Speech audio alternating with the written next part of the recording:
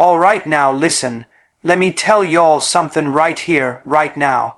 There comes a time when the world stops sleeping on the underdog, when silence turns into a siren, and when the world's quiet laughter turns into stunned silence. And that moment, oh baby, that moment just happened, and it happened when India rolled out its defense tech.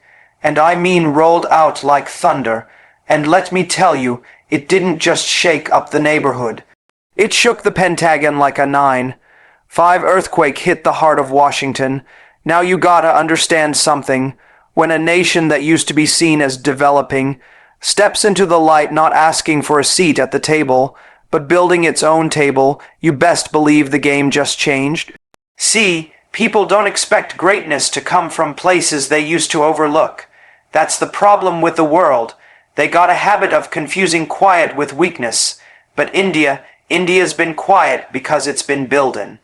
It's been thinking, it's been planning, innovating, and executing. And when it showed the world what it's been working on, the Pentagon didn't just take notes, they started sweating. You got folks in glass towers looking down thinking strategy is about satellites and software codes, about drones that fly so high nobody can shoot 'em down. But India, oh no, India flipped the script. It said, we see your satellites, now meet our Agni V. That's not just a missile, that's a message. That's not just hardware, that's heritage powered by hustle. That's science mixed with soul. And when that missile went up, it didn't just break through the atmosphere, it broke through assumptions. See, what the Pentagon forgot is this. Greatness don't need permission. It just shows up. And India showed up with quantum radars, with hypersonic weapons, with space warfare capability. Yeah, I said it's space warfare. That ain't science fiction no more, that's science fact. They said, we ain't just protecting our land, we protecting our sky, we protecting our silence, we protecting our sovereignty. Now let me break this down like a Sunday sermon. The Pentagon is like that kid who's always been first in class, good at everything, never challenged. Then one day, a quiet kid from the back of the room stands up and solves the problem nobody could touch. That's what India just did, and suddenly the class ain't laughing no more. They listening, they rewinding, they studying. You see, the BrahMos missile, that ain't no joke. That's a supersonic slap to every outdated mindset that thought made in India meant second best. Baby, this ain't the old game no more. This is innovation with purpose. This is dignity on defense.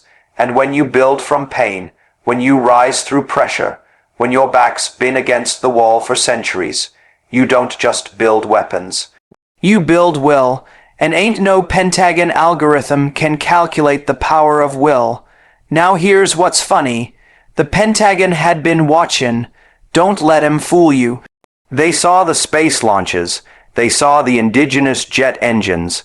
They saw the homegrown satellites, and they thought, awa, that's cute. But cuteness don't make headlines. Brilliance does. Resilience does. Discipline does, and that's what hit 'em, not just the tech, but the mentality behind it, the shift in mindset. This wasn't a flex. This was a declaration. This was India saying, we ain't just participating in global defense talks, we're rewriting the language. This was India saying, you don't get to define us anymore. We ain't waiting for nobody to include us in the future. We're building our own version of it. See, what the Pentagon realized is they had been looking at the wrong map. They thought power lived in G7 boardrooms and behind nuclear codes. But power ain't just about numbers, it's about nerve. It's about knowing who you are and what you stand for. And India's defense tech. That's not a reaction, that's revelation. You ever been in a room where someone walks in and the energy just shifts? That's what happened when India revealed its swarm drones, its AI-based battlefield systems, its cyber command structure. That wasn't an entrance, that was a statement. The kind that don't need applause because the silence that follows says it all. That's how you know the game's changed, when the crowd gets quiet. And I know some folks sit in there still in denial, saying, well, They still behind in this, and they don't have that. But let me tell you something. You don't measure greatness by what it lacks. You measure it by how far it's come. From salt marches to satellites, from partition to precision tech, from being colonized to colonizing Mars. You measure it by how many doubters had to update their opinions. This right here, this ain't just defense. This is destiny. It's the power of a billion dreams armed with billion-dollar ideas. It's a nation that went from surviving invasions to pioneering innovation. And the Pentagon, oh, they stunned. Cause what do you do when the student starts building schools? Now, let me tell you something else.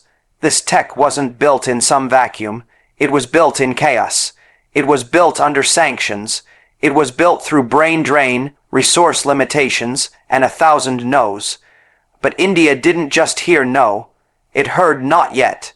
And now it's saying we ready. This wasn't just about missiles or machines. This was about message. And that message is loud and clear. We ain't scared. We ain't behind. We ain't begging. We buildin'. They got soldiers trained on simulators, command centers powered by AI, real-time satellite imaging, and border defense systems that make Hollywood scripts look like kids' cartoons. They say pressure makes diamonds. Well, guess what?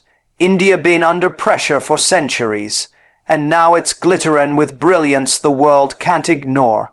And let me tell you, when you come from a place where you had to fight for every inch, every freedom, every right, every voice, then you don't build weapons to destroy.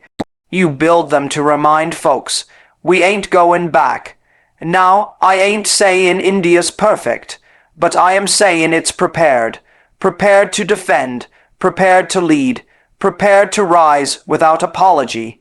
And this ain't a copycat game no more. This ain't imitation, it's innovation. No more asking for blueprints. India got its own. And when the Pentagon saw that blueprint, they didn't laugh, they leaned in. They listened, because India's defense strategy ain't just military, it's philosophical. It ain't about war, it's about wisdom. It's rooted in history, anchored in ethics, but powered by progress. It's not about conquest, it's about control. Not control over others. Control over destiny, over peace, over presence. So when folks ask why the Pentagon's shocked, don't just talk about the missiles or the metal. Talk about the minds.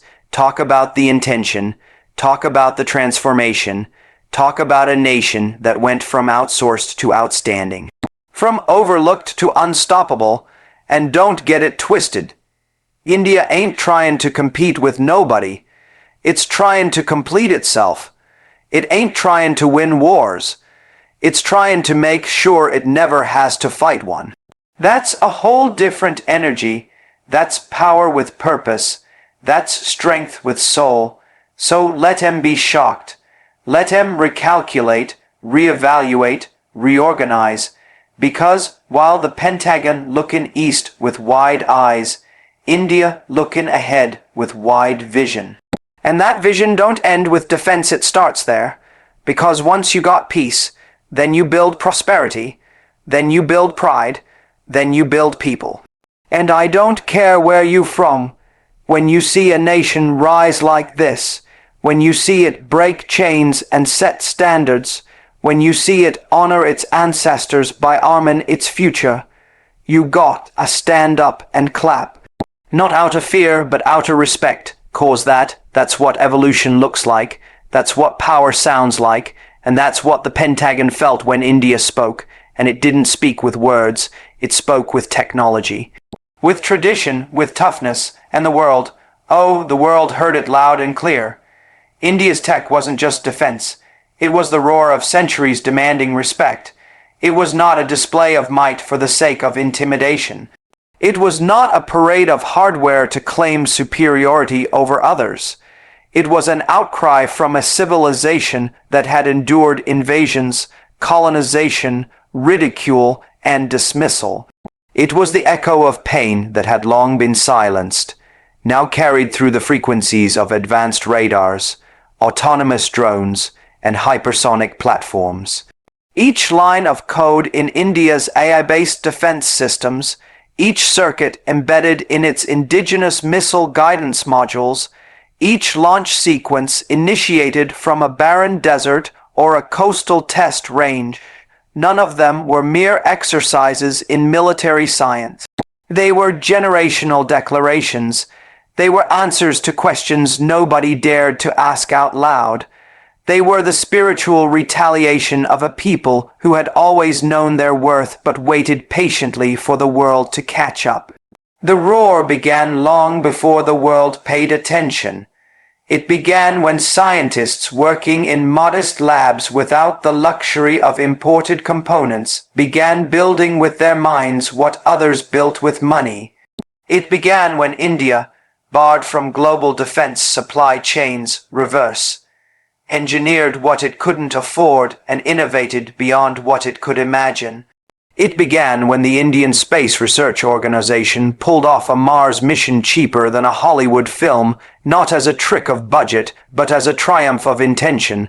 That same philosophy, maximum output with minimal dependency, crept into the corridors of Indian defense. While the world questioned India's capability, India questioned its own limits, and the answers were staggering. The roar grew louder when India launched a anti-satellite capability, a technology only a few nations possess, and did so without seeking applause. It didn't flex, it just executed, in a world driven by chest-thumping broadcasts of military drills and sound bites of strength. India's silence was deafening. It wasn't just the Pentagon that was shocked. It was everyone who thought strength was only forged in dollars and decades of empire. What they failed to see was that India's empire was always one of intellect, of philosophy, of resilience. Its new weapons were not deviations from that legacy, they were extensions of it. Each time India revealed a new capability, whether it was the Tejas light combat aircraft, built with indigenous avionics and flight control systems, or the INS Arihant, its nuclear-powered ballistic missile submarine, it wasn't saying, "We are ready to attack." It was saying, "We will never be vulnerable again." That roar wasn't against any one nation. It was against an entire history of being treated as if its voice didn't matter in global strategy. When the Pentagon's analysts revised their threat matrices to include India's quantum radar prototypes and satellite jamming capabilities, they were finally acknowledging what India had known all along. It wasn't just participating in the defense race, it had redefined the track.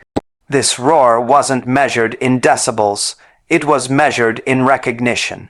India's BrahMos missile wasn't just the world's fastest supersonic cruise missile. It was a reminder that partnerships rooted in sovereignty, like the one between India and Russia, can yield results that even global powers must respect. India didn't wait to be invited to the table of military elites. It built its own platform and extended an invitation through action, not arrogance. The roar was never for revenge. It was for remembrance. The memory of soldiers who fought with outdated equipment, who stood tall in the face of modern warfare with analog weapons. It was for the scientists who continued their work through blackouts and bans, through sanctions and scarcity. It was for the youth of a nation who were told their future was limited by their geography, only to find out that geography doesn't bind ambition. It was for every time India was told, directly or indirectly, "Not yet," and every time it replied, "Watch us." As the Pentagon watched satellite feeds of India's successful hypersonic test glide vehicle, as their analysts scanned footage of robotic ground vehicles maneuvering with precision, and AI systems predicting enemy patterns, they weren't just watching technology in motion, they were witnessing the result of spiritual intent converging with scientific excellence. They were seeing the incarnation of a doctrine that believed in peace through preparedness, dignity through defense, and respect through readiness. India's assertive military doctrine was not born out of competition. It was born out of compulsion. a compulsion to never be caught off guard again, a compulsion to reclaim not just territory or pride, but identity. And identity matters. In a world that often equates power with the ability to destroy, India's Doctrine quietly rewrote the equation. Power is the ability to defend with purpose, to stand firm with foresight, to innovate with integrity. When India began exporting defense equipment to dozens of nations, including radar systems, surveillance drones, and ballistic armor, it wasn't just entering a market. It was shifting a mindset. The roar reached new heights when India showcased swarm drones capable of autonomous decision-making on the battlefield. This wasn't about mimicking Western technology. It was about defining Eastern capability. A kind of capability shaped by decades of watching others underestimate, only to overdeliver. A capability born in the mind, forged in constraint, and deployed with precision. The Pentagon realized the shock wasn't in the weapon. It was in the wisdom behind the weapon. That's what they hadn't accounted for, because you can map trajectories, model simulations, and predict strategies, but you can't quantify a people's generational hunger for self-respect. The roar of India's defense innovation didn't echo through loudspeakers. It resonated in data. It was in the stealth coatings developed by Indian labs. It was in the cyber defense frameworks that withstood relentless attacks. It was in the Indigenous GPS system NAVIC, telling the world that India didn't need to rely on anyone else to know where it stood. It was in the satellite constellations watching the nation's borders with accuracy so sharp, even clouds couldn't conceal truth. That roar was digital, it was structural, it was strategic. It didn't shout, but it shook. It marked the birth of an assertive India, not aggressive, but alert, not antagonistic, but awake. It wasn't about picking fights. It was about never flinching when faced with one. The world saw the visuals of missiles being tested, aircraft flying in synchronized brilliance, soldiers equipped with cutting-edge night vision tech. But what they didn't see was the undercurrent. An emotional and intellectual uprising of a country saying, we have learned from the past and we're building for a future where we don't just survive, we define. India's doctrine was now built on autonomy, on not just owning the tools of war, but understanding and mastering them. The roar wasn't in the metal, but in the mindset. It was in knowing that sovereignty means little if you cannot protect it yourself. It was in finally acknowledging that dependency is vulnerability, and self-reliance is the highest form of strategy. India's defense tech told the world, we've been patient, but we've also been preparing. The Pentagon, used to measuring threats through metrics, now had to confront a new variable, motivation rooted in national memory. How do you calculate the resolve of a civilization that's been told for centuries it wasn't enough? You don't, you witness it. You adjust to it, you respect it. That's what this roar demanded. Not fear, not flattery, but respect. And the most jarring realization, India wasn't even close to done. This was not the final act, it was the introduction. The defense sector was being integrated with startups, with AI labs, with data science pioneers. Defense corridors were being set up not just to produce, but to ideate. The roar was expanding. It wasn't just military anymore. It was strategic, technological, economic, even cultural. It was a full-spectrum awakening. The Pentagon, for all its advancements, now had to contend with a force that wasn't just rising. It had already risen, quietly, boldly, unapologetically. The roar wasn't just for the world to hear. It was for every Indian child who grew up thinking their country was too slow, too bureaucratic, too behind. It was for every citizen who once thought India would never be taken seriously in high-stakes geopolitics.